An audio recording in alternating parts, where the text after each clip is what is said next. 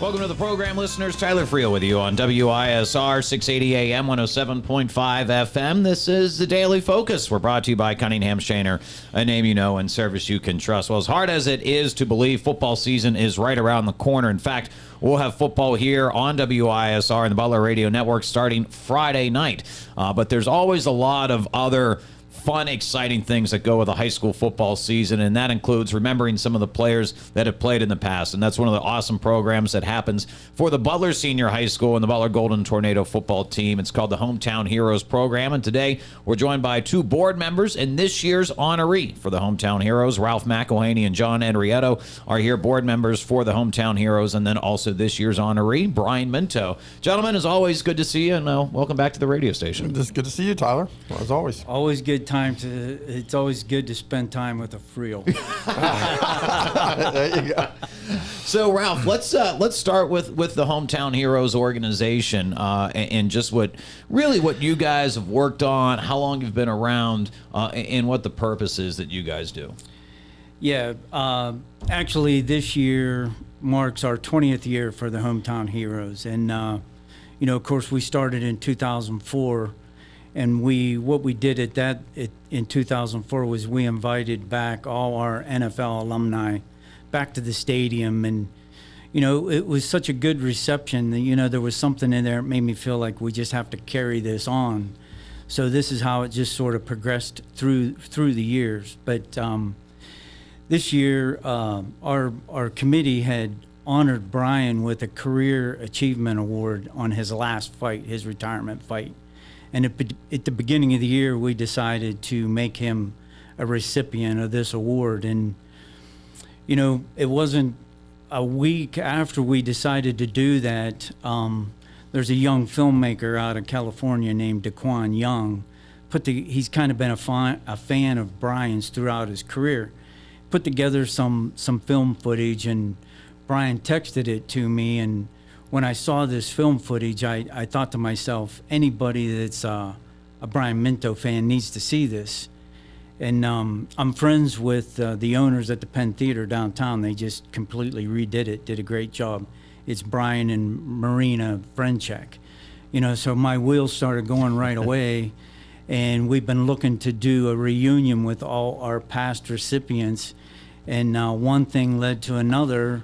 And we're a couple of weeks away from an event down at the Penn Theater. No, yeah, whenever got the alert for this, I was like, wow, what an awesome idea to do this. And it's crazy that the Hometown Heroes of Ralph have been around for 20 years.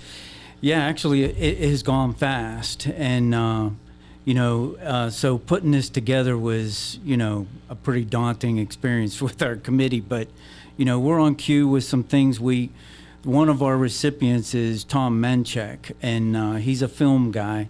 So he put together like a memorial for all our past recipients, so we're going to go through the whole ceremony with that. And then, of course, we're going to introduce and bring Brian on board that same evening. And then through that show, we'll take a break, and then we want to premiere this documentary that Daquan put together for Brian. It's pretty awesome. And Brian, before we get to you, I want to hop over here to John to talk a little bit about the nomination process and how you guys settle on Hometown Heroes. What are you looking at? What are you guys evaluating collectively as a board before you settle on who that year or, the multiple people that you honor each year? Well, the big thing, Tyler, is we're not a Hall of Fame. Oftentimes, Butler Football Hometown Heroes gets confused with the Butler Hall of Fame. That's not what we are. Though we have honored in the past Butler graduates who've went on to play in the NFL or did things in major college ball, whatever. We have honored those people, certainly, but we've also we've honored chain gang members, people who've done the chains for a long time, booster club people, we've done PA announcers, just all sorts of different things. People who have helped Butler football through the years. Ralph's a past inductee. I'm a past inductee as two examples there. And I think we're inducting Brian because of while he was a solid player at Butler, the positivity he brought to this town through his boxing career is the prime reason that he's being honored here. And to answer your question about what we look at, we just, like I said, it's really as basic as that. We try to come up with names of people who have contributed in a very positive way to Butler football, and as I said, that could be in a number of different ways. So, Brian, when you get this honor, you get the call that you're going to be named to this award, what were your thoughts about it? I was kind of ecstatic about it. I knew about Ralph kept telling me throughout the years that he was going to, that was just an honorary award that I got at the fight, and he said that we're going to do an induction. So I got a call from DeQuan, who's doing the documentary. He put that together, and then I was like, well, maybe we could show it that night. So I called Ralph up, and everything's just working up, and I believe it's like God's timing for everything coming together. It seems to be, it's just based on timing. I mean, you get the Penn Theater actually up and running now, coinciding with a really cool documentary. When you're talking, Ralph, about a collective group of people coming together, the 20th anniversary here to honor Brian, and then having it in the venue that it's going to be at, it's kind of neat to see all these things kind of combine into one big event for you guys. Absolutely. And like I said, it's been a little bit of a task getting in touch with everybody to get them back here, to kind of welcome Brian into it. But, we also put together a memorial, because a lot of these recipients that we've had through the years, people that we've known, there's, I think, 27 that have passed away. So, wow. Yeah, we plan on doing a little film tribute in memory of those guys as well. But, yeah, we're excited about the opportunity. We usually, Tyler, all these ceremonies are at the school, and this is the first time we kind of gone outside of the school. So I've been in that Penn Theater. I don't know if anybody's been in there or how many people's been in there, but I'm really excited about, just all the future events down there, because the place is really awesome. It's going to add to our event here coming up in a couple weeks. Absolutely. And this is Saturday, August 31st. Yes. Right? Yes. Labor Day weekend, August 31st. It's kind of a weekend event, because we still, like I said, this is outside of the school, but we will still present Brian an award pregame of the night before on Friday night. The August 30th Right. game, yeah. Yeah. So, Brian, for you and, how you can kind of connect the football career to what was your professional boxing career, the years you played ball, the years you played for Butler, what values, what lessons were you able to take away that kind of helped shape you not only as a professional boxer, but who you are today? We were always taught to work hard, and the coaches that we had on staff, Ralph was one of the, he took care of me as far as I was a struggling young man, and, this man never gave up on me. He always was there for me, encouraging me. So I think that, that gave me a lot of discipline that I had to learn, because I wasn't a disciplined kid at first, but throughout that, just learning from the coaches, and a lot of people that cared took a personal interest in me. And so that's why we're still together today. We're still friends. We talk pretty much daily. So, how'd you get into boxing? Well, I started probably when I was at the age of 15. I just went to the Butler Cubs. And then I started, going there in the winter after football. We had a break, so we were getting in there and started sparring there, and I just enjoyed it. And it was a great environment for kids that were like me, struggling, and get some of our anger out that we had as children. So it was a good thing for me to get that release and learn some discipline. So boxing taught me a lot throughout my life, and so that's why I tell people I didn't need to go to the military. I just got my discipline through fighting, because when you get in there with a guy, you might not come out of the ring. So, and it was definitely it was a wake up call for me. So, but throughout that, and just keeping keeping the faith for me was big. One of the biggest things I've ever had. What was the moment for you where you realized that, hey, this could be my line of work, that this is something that I've got a skill level at, and I'm actually pretty good at? Well, it kind of so through my 20s, I was working in Armstrong cable, climbing poles, stringing the lines. And then I started, I got heavy real heavy. I was like 250 pounds. So I went back into the gym, and I kept, going in and, working on my skill. And then just, I think I got to the regional finals in the Golden Gloves. I did pretty well. So after that, that's kind of what gave me the confidence that I could do it. But I never really pursued that professional career. And then once, I think the Golden Glove regional final in Baltimore, I went down there, and this promoter called me. His name was Greg Nixon. He was from Ohio, and he was like, hey, you got a lot of talent, and, we need to get you working with Tom Yankello, and then we'll get you on get you on track to become a pro. So I got a phone call one night, I think it was around Thanksgiving. The first fight I had was down at the David L. Lawrence Convention Center. And it was a $400 purse for, it was extra Christmas money. So I said, why not? So, I went down there, and then I won by knockout.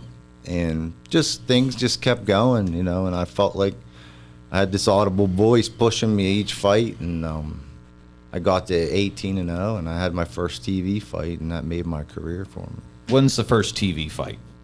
My first TV fight was ESPN. I was 18-0.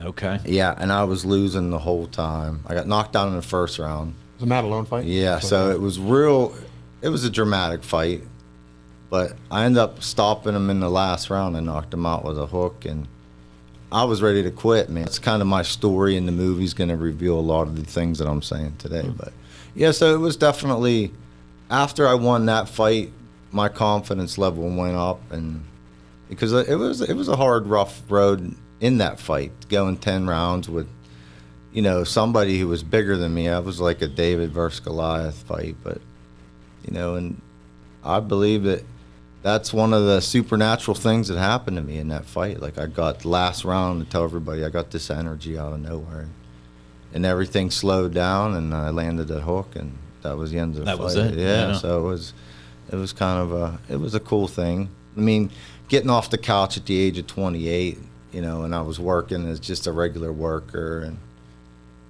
It's not really the typical path that a lot of athletes take. no, but I truly, like, it was divine for me, because, like, to where I've got to and where I was at, where I started. Most people don't start their career at 28 years of age, and it's not, it wasn't, most guys start when they're in their 20s, so I didn't start till I was 28, so it took me that long to do it and mature enough to where I could be disciplined and start boxing. I know one of the marquee events for me and even people my age was Pullman Park opens up, the big fight in Pullman Park, and how many people were down at that event, new venue, the excitement. How does that moment shape in your mind when you look back at your career, having this big fight, bringing ESPN into this town, that whole deal for you? I mean, that was an awesome thing. I mean, I think I brought the community together that night. Everybody was down there. I think maybe we had like 4,000 to 5,000 people at the event. Absolutely. Oh, that place was packed out. Yeah, and they went out to the fairgrounds and recorded for the pre-fight. It was a great experience, and I promoted the show, so it was pretty stressful, but I got through it, and everything worked out. I think it's a historical thing that happened in the city of Butler. John, I mean, you covered sports in this town forever. How does have. that night line up for? It's probably the most fascinating part of my career here. I mean, as he said, he turns pro at 28, and I got wind, he's fighting down in Pittsburgh. Couldn't go to that fight, but then he started fighting some local club fights, around town, and fought down at Mountaineer, down in Chester for a while. Got down to those fights, and I figured, okay, he'll be a club fighter for a while, and then he'll probably go away. And I'm watching him fight. I mean, just pulverizing guys, just first round knockouts, second round knockouts, guys. The other corner throwing a towel in and stuff, because he was such a powerful puncher, and he knew how to defend himself. And I said, the next thing you know, like Brian said, he's 5-0, he's 10-0, he's 15-0, he's 18-0. Now he's fighting on TV, and wait a minute, this guy can be something. And then he ends up fighting for a cruiserweight title, world cruiserweight championship. Just an amazing story. And he mentioned the Madelone fight where He's down and out. Didn't he? Correct me if I'm wrong, Brian. I think Yankello asked you, "Do you want to quit?" There's no shame in giving up here. Yeah, you look like you're he done. said, "Do you want me look to?" Like you're done. Yeah, you it know? was literally getting beat the whole fight. Yeah, Yeah, and then something he didn't want to let down his family, didn't want to let down his hometown. He went back out and he knocks the guy out. It's just storybook stuff, and it's just a fascinating career. Yeah, it was like an audible voice. Don't you'll let your whole family down, and that was. So I remember waking up the next morning. We're at the Trump Taj Mahal. We go to get breakfast, and there I am, number 5 on the top 10 plays of the week, and I just was. Yeah, it took me a while. Like Surreal? I had to pinch myself. Yeah, because after the fight, I went to the hospital. I threw up in the locker room. I was concussed pretty bad, so I went there and I urinating blood. My kidney was, a little bit bruised, but it was tough. But getting through that, man, that gave me so much confidence. Like, I felt like I was gonna die at one point. So, but it was definitely a challenge, and that's one of the things. Like, my message is, you can't always give up. You got to go through that fire sometimes, and it's not easy. But I think the blessing's right there at the end if you can make it through it. Put on a Coach Ralph McElhanney hat here now. Uh-oh. All right, so you got to coach Brian obviously as a player. So your interactions with him and that coach-player relationship, and then to see how he matures from that athlete standpoint, but also just from as a person. What does Coach Ralph McElhanney see? That's interesting. And then, as Brian mentioned earlier, this is kind of an honor for me and us, our program, because we are, good friends. And, sometimes when you're in a coaching business, it's all about relationships. But when I first met Brian, he was a sophomore and maybe 15 years old. And the coaching report from his 9th grade coaches came to me that he's a tremendous athlete, hits like a freight train, finished rehab, and good luck, So when I met Brian, I could tell right away that, he wasn't getting a lot of parental supervision, mainly because he showed up, he had a tattoo, and back in those days, only service people in ex-cons had tattoos, and and he was definitely a great athlete. He wasn't hard to, he would follow instructions, and he was a good football player. But the best way I could describe him was like a feral cat or like a wild animal that you were trying to domesticate, only because, it was going to take a long time to build a trust. And, through his 3 years as a Butler player, he was just a tremendous linebacker. By the time he became a senior, he gained the respect of me, the coaches, and his teammates, and became a leader, So his football career was excellent, and it didn't start off that way, but he finished. Is that a story that you try to tell? You talk about your mentality in that fight where you're down and out, you punch back, but also that this ability that you can mature, grow. Is that something that you try to pass along to people who come up and talk to you? Yeah, I do. I coach, kids too in boxing, in my boxing gym. And I try to, give them inspiration that, that's not the way it works all the time. But it's interesting, like, I was a broken child at one time, and I know that, it's hard, but, you got to get through it, and it's definitely it's discipline. Sometimes, we just do what we want to do, and sometimes that ain't the best thing that can be for us. We always got to make better choices sometime in life. When did you realize you liked contact? Probably when I was 8 years old. My brother, he was 5 years ahead of me, so I always watched him play football for Southside Blue Streaks, Harry Leyland, and I just had a love for football, and that was one of the things that was like my goal, to be a good football player. But I think I was able to take my frustration and anger out for the environment I was raised in, so it made me feel good about myself. We all need something that's going to fulfill that hole in our heart that we have. What do you tell younger generations that look at boxing? Because I always say, for my age, we kind of missed out on some of the superstar boxing bouts that were there that existed for previous generations. Why is boxing still for you a good sport for people to get involved in?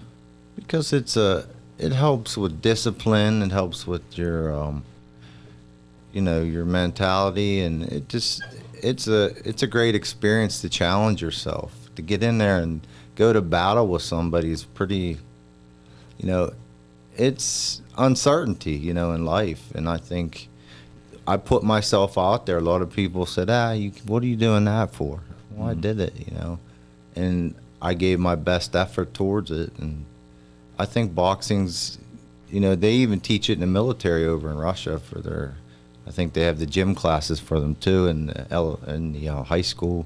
They make them spar, and so I think boxing tells you a lot about yourself too. When you get to that push to that brink where you're ready to quit, you can build so much confidence. Just got to keep going. Yeah, man, it's rough, but it's good sport. What are you looking at when you're watching a boxing match? I'm watching how they're setting their punches off, their defense, their distance that they have, and finding the range. So I look at it more in as a coach now. That's what I was wondering. wondering. As a coach, yeah. So, but yeah, I mean, you keep learning every day about the sport. Awesome. Yeah. So again, Ralph, is our time is winding up here. Is this an event that is open to the public? Was this invite only for that? And then maybe a little bit more on if this documentary will be published. Any information on that? Yeah, no, actually, with Brian's family and his friends and all our past recipients, we're somewhere around a number of 130 or plus, Okay. But you can get on the Penn Theater website, and there are tickets available. They're opening it up to the public. It's going to be very limited, maybe 100 seats, maybe 150 at the most. But yeah, it's there's going to be some seats available for the public. Okay. And that's on the Penn Theater website? Yeah, exactly. If you go on there, you can actually purchase a ticket on that website, and I think once the word gets out here, and it already is a little bit, I'm in communicating with the Penn trying to set this show up, and they've already said there's been quite a few people, trying to purchase tickets, so. It's awesome. And this the documentary, is this the debut then, coming up on Saturday? Yes, it is. So we're just wrapping it up here in the next week or so. So awesome. Yeah, we had to put the puzzles together, the pieces we had for the ending. But everything looks good so far. I'm excited, and I think the message is going to be, revealed that night. And I think he did a great job. Daquan's, he's the real deal for sure. Awesome. And then, no, go ahead, Ralph. Oh, I was just going to comment on, I have seen some of the documentary already, and I just can't even express the excitement I have for anybody who's a Minto fan just to see this side of him, So I'm excited for that. Yeah, also, I know he released one. This is a new cut. This is totally different from the one that was on social media. So this has a lot of interviews in it. So it's totally different. So anybody who was worried about it being the same thing that was online, it's totally different. And he redid the whole thing. And awesome. There's a lot more interviews of my family and me and my coaches, and yeah, so it's totally different, and it'd be good to come out and check it out. It's a good story, and I think I can inspire a lot of people. Awesome. And then, John, just for you, again, talking from the perspective, in the football perspective, you've had a chance to cover every team in this county and then some. For you and watching this Butler football team, this Butler football community, what's it been like for you to view how this has operated as a community team for the last 25 years? Well, what impressed me most about Butler football are the kids who continue to come out and play. They go. It's been no secret, and some people blame me for this because when I arrived in Butler, it seemed when the program started to fade a little bit. But all the losing seasons and some rough years, in some years they've only had 20 some kids, 30 some kids, but those kids come out there, they bust their butts, they love football, they love being part of a team, that they understand the value of playing football, and that's what's impressed me most about Butler. It's an easy team to root for. The coaches put in just constant time, and that's what I like the most about it. Just the effort that's put forth, and a lot of these kids see there's a lot more than wins and losses when it comes to playing high school football, and that's what impresses me. And that's Brian, for you, just football culture in general. What makes football different from maybe another sport that's out there? You got 11 guys, right, on the field, and boxing, it's just you, and you don't have no one helping you in there, so it's all on you. So you got to perform. Yeah. Can I tell one real quick boxing story? The fight that I'm sure Brian's not particularly fond of recalling. He was undefeated at the times. He's fighting down at Mountaineering against Tony Tubbs, who was a well-known heavyweight, had a great career, but at the time that Brian fought him, Tubbs was on the downside. He was aging a little bit and on the downside, and he was much bigger physically than Brian was, but a lot slower than Brian was too. So Tubbs pretty much spent the whole fight, clutching, grabbing him, wouldn't let him get loose, and ends up kind of stealing a fight from him. Close decision. They gave it to Tubbs. Brian's first loss. I'm sitting there at ringside thinking, man, I really don't want to go back there and talk to Brian right now. But I go back there, and I expect him to be angry and mad and upset and saying he was robbed and this and that. But instead, he's sitting there and he goes, he outsmarted me. He outsmarted me. The guy did what he had to do to beat me. We got the decision. I got to learn from this. And he was perfectly calm, and that's when I realized this guy's out to do big things in boxing, because he didn't let it get to him mentally, didn't let it get to him emotionally, and that was a night that I was really believed Brian Minto was going to do some big things, and that was a night that absolutely, yep. Yeah. I mean, people don't realize it, but he spent his whole career boxing in the heavyweight division, and if you look at him, he's not that caliber of guy, so he was probably a mismatch, an underdog in every fight he stepped definitely in the ring. Definitely in terms of size, yeah, for sure. Yeah. Without a doubt. Brian, John, Ralph, thanks so much for stopping down. Really looking forward to the evening on Saturday, August 31st, but encourage people to come up to the Butler game on August 30th as well to check out the ceremony on the field, too. Well, thank you, Tyler. Yeah, Awesome. Thank Thanks, you, Tyler. bud. Yeah, congratulations, Brian, too, as well. Hey, if you missed any of our program, as always, you can find it online, WISR680.com. Also, the Daily Focus is available on Spotify as well. We're brought to you by Cunningham Shaner, a name you know and service you can trust. I'm Tyler Friel saying so long for now.